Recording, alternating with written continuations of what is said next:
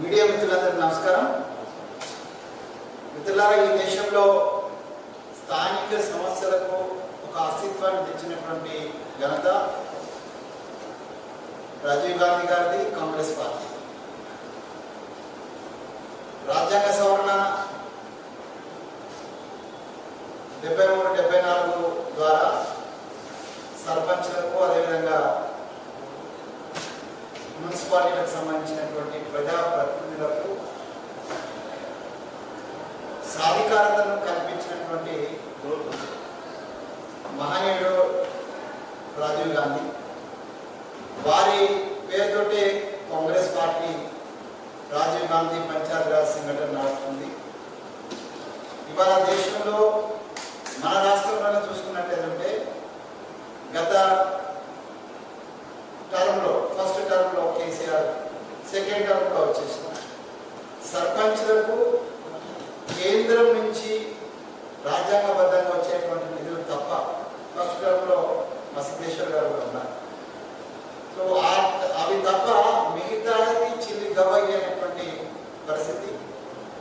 దీని మీద గతంలో కూడా నేను స్వయంగా మణిశంకర్ అయ్యర్ గారు ఎవరైతే దీనికి రూపకల్పన చేశారో రాజీవ్ గాంధీ గారితో ఉన్నారో వారితో కలిసి ఇక్కడ స్థానిక సంస్థల ప్రతినిధుల యొక్క సాధికారత, వాళ్ళ యొక్క దయనీయ స్థితి మీద మేము సెమినార్ పెట్టాలనుకున్నాం. కారణాంతర వల్ల అది పోస్ట్పోన్ అయింది. We are going to conduct. So ఇవాళ ఉన్నటువంటి రాష్ట్రంలో ఉన్నటువంటి ప్రజాప్రతినిధులు, ముఖ్యంగా సర్పంచులకు సంబంధించినటువంటి దయనీయ పరిస్థితులను మీరందరూ కూడా మీడియా ద్వారా చూస్తున్నాం. సర్పంచులు ఆత్మహత్య చేసుకునేటువంటి దౌర్భాగ్య స్థితి ఈ కేసీఆర్ ప్రభుత్వం కల్పించింది. సో దాన్ని మేము తీవ్రంగా ఖండిస్తూ దానికి సంబంధించినటువంటి సంపూర్ణ వివరాలు సర్పంచ్గా, శంషాబాద్ సర్పంచ్గా ఒక అద్భుతమైనటువంటి పర్ఫార్మెన్స్ చేసి అనేక రకాలైన ఒత్తిడిలకు తట్టుకొని నిలబడి కాంగ్రెస్ యొక్క కార్యకర్తగా, వీరుడుగా నిలబడ్డ మా పంచాయతీరాజ్ సంఘటన, రాజీవ్ గాంధీ పంచాయతీరాజ్ సంఘటన రాష్ట్ర కన్వీనర్ సిద్ధేశ్వర్ గారు సర్పంచ్గా ఉన్నారు. కాబట్టి వారికి అలా జరుగుతున్నటువంటి సర్పంచ్ల పట్ల జరుగుతున్నటువంటి అన్యాయం రాజ్యాంగబద్ధంగా ఈ రాష్ట్ర ప్రభుత్వం ఏ విధంగా రాజ్యాంగాన్ని తుమ్మల తప్పుతుందో వారి మాటల్లో మనం విన్నాం. వారిని ఈ సందర్భంగా సందేశం ఇవ్వాల్సింది కోరుతున్నాం.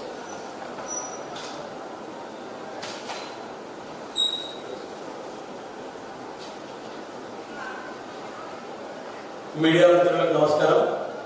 నేను రాచమల్ల సిద్ధేశ్వర్, రాజీవ్ గాంధీ పంచాయతీరాజ్ సంఘటన తెలంగాణ చైర్మన్. ముఖ్యంగా ఈరోజు మీ అందరికీ తెలుసు, ఈ తెలంగాణ రాష్ట్రంలో స్థానిక సంస్థలైనటువంటి గ్రామ పంచాయతీలు కానీ, ఎంపీటీసీలు కావచ్చు, జెడ్పీటీసీలు కావచ్చు, అనేక రకాలుగా ఇబ్బందులు ఎదుర్కొంటూ ఉన్నారు. ముఖ్యంగా ఈ మధ్యనే అనేక జిల్లాలలో చేపట్టిన అభివృద్ధి పనులకు నిధులు రాక వేరే దగ్గరికి వెళ్ళి అప్పులు తీసుకొచ్చి ఆ పనులు చేపట్టి వాటి వడ్డీలు కట్టలేక అనేక మంది సర్పంచ్లు ఈరోజు ఆత్మహత్యలకు ప్రయత్నం చేస్తూ ఉన్నారు. దీనికి అంతటి కారణం ఇప్పుడున్నటువంటి తెరాస ప్రభుత్వం. ముఖ్యంగా మీ అందరికీ తెలుసు, 73-74 అమెండ్మెంట్ ప్రకారం స్థానిక సంస్థలు బలోపేతం కావాలి, నిర్ణయాలన్నీ గ్రామ పంచాయతీల్లో, ఆ సమావేశాల్లో, గ్రామ సభల్లో జరగాలన్న ఉద్దేశంతో స్థానిక వికేంద్రీకరణలో భాగంగా ఆనాడు కాంగ్రెస్ పార్టీ రాజీవ్ గాంధీ గారు ఈ యొక్క స్థానిక సంస్థలను బలోపేతం చేయడం జరిగింది. అందులో భాగంగానే కేంద్రం నుంచి వచ్చే నిధులు డైరెక్ట్ గా గ్రామ పంచాయతీ అకౌంట్ లో జమ కావడం, ఆ వచ్చిన నిధులతో అక్కడే ఏదైనా అభివృద్ధి పనులు చేపట్టాలంటే ఆ గ్రామ సభలో ఆ గ్రామ పంచాయతీ సమావేశంలో తీర్మానం చేసి అభివృద్ధి పనులు చేపట్టేవాళ్ళు. కానీ తెలంగాణ రాష్ట్రం వచ్చిన తర్వాత ఆ యొక్క చట్టాన్ని మార్చి అన్ని మేమే మీకు చెప్తాము, మేము చెప్పినట్టుగానే మీరు చేయాలని ఈ యొక్క దుర్మార్గమైనటువంటి కేసీఆర్ ప్రభుత్వం సర్పంచ్లను నయవంచన గురి చేస్తా ఉన్నది. ముఖ్యంగా సర్పంచ్లను గతంలో సర్పంచ్ అంటే ఆ గ్రామానికి ఒక రాజులాగా, చెక్ పవర్ అనేది రాష్ట్రపతికి మళ్ళీ గ్రామంలో సర్పంచ్ మాత్రమే ఉండేది. ఇప్పుడు ఆ చెక్ పవర్ తీసేసి అధికారుల పాలన పెట్టి సర్పంచ్లను ఒక దొంగల్లాగా చిత్రీకరించింది ఈ టిఆర్ఎస్ ప్రభుత్వం.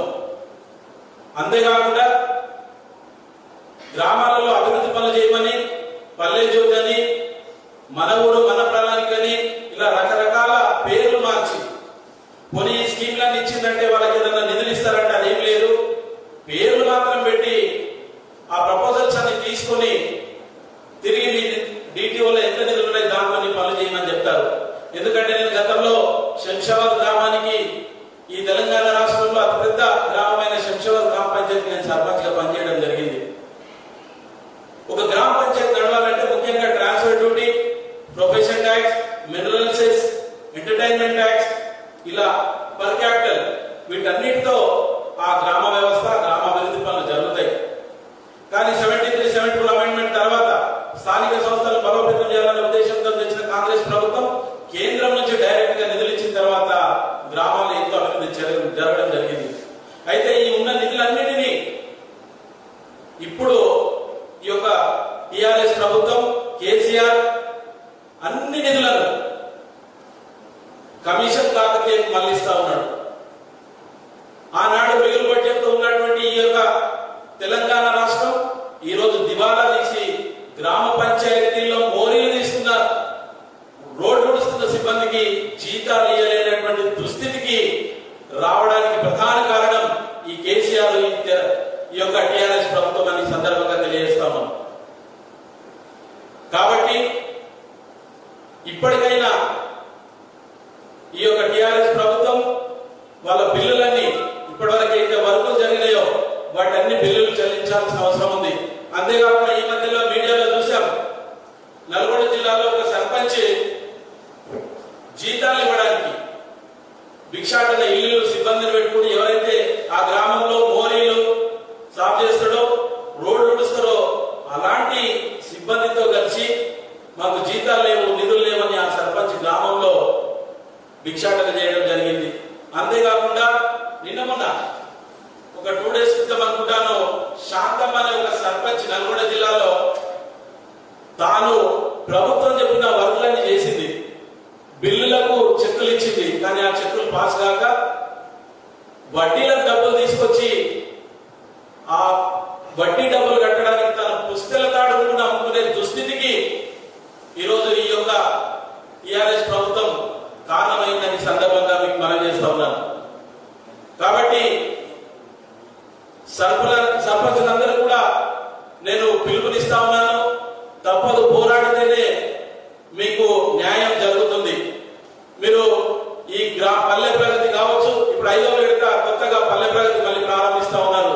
ఈ పల్లె ప్రగతిని పూర్తిగా బహిష్కరించి ఈ యొక్క ప్రభుత్వం మీద తిరుగుబాటు చేస్తే తప్పకుండా ఈ స్థానిక సర్పంచులకు అధికారాలు ఉంటాయి, నిధులు ఉంటాయి.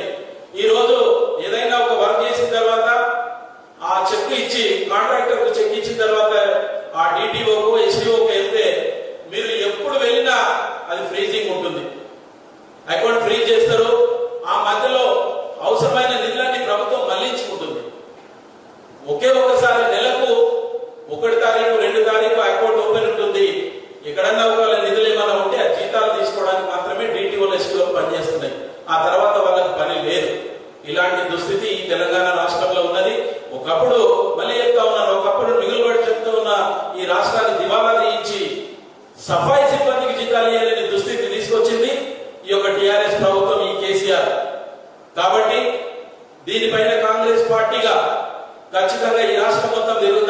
సర్పంచులందరినీ ఏకం చేస్తాం.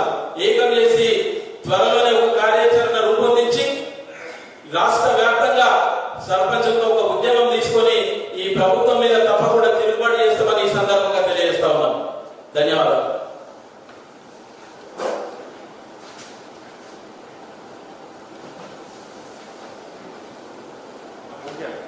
Thank you.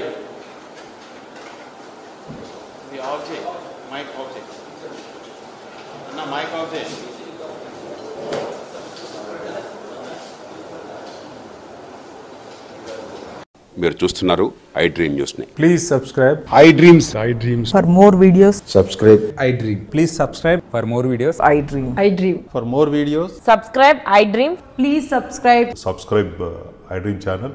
Do subscribe. I dream. I dream ఛానల్ని సబ్స్క్రైబ్ చేయండి. Do watch I dream.